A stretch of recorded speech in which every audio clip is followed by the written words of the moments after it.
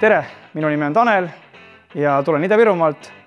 Olen kehalise kasvatuse õpetaja. Minu nimi on Kairi Lume. Ma töötan aktsiaseltsi hoolekandeteenustes tiimijuhina. Mina olen Kai Kunimägi ja töötan kriminaalhoolduses ja olen arendusosakonna juht. Inimesekeskset sotsiaalset innovatsiooni magistriõppesse otsustasin ma tulla õppima peale bakalaureuse õpinguid Pärnu kolledžis.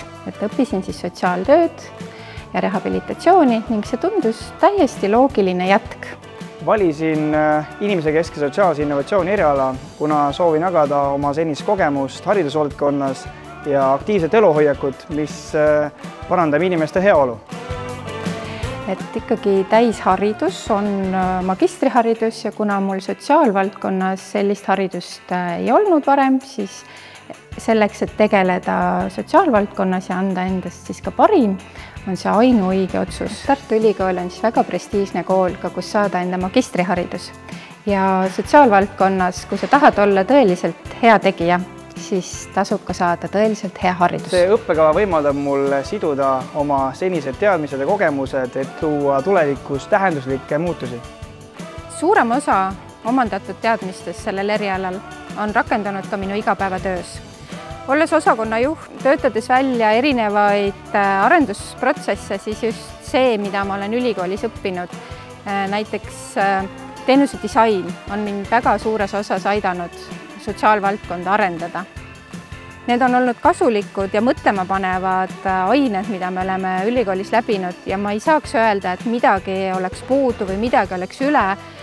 Et see on täiskasvanud õppija juures väga oluline, et sa leiad ise selle fookuse, mida sa soovid, et see areneks. Ma tulin õppima inimesekeskset sotsiaalset innovatsiooni, et leida selliseid uusi lahendusi, kuidas siis päriselt aidata abivajajat lähtuvalt tema vajadustest.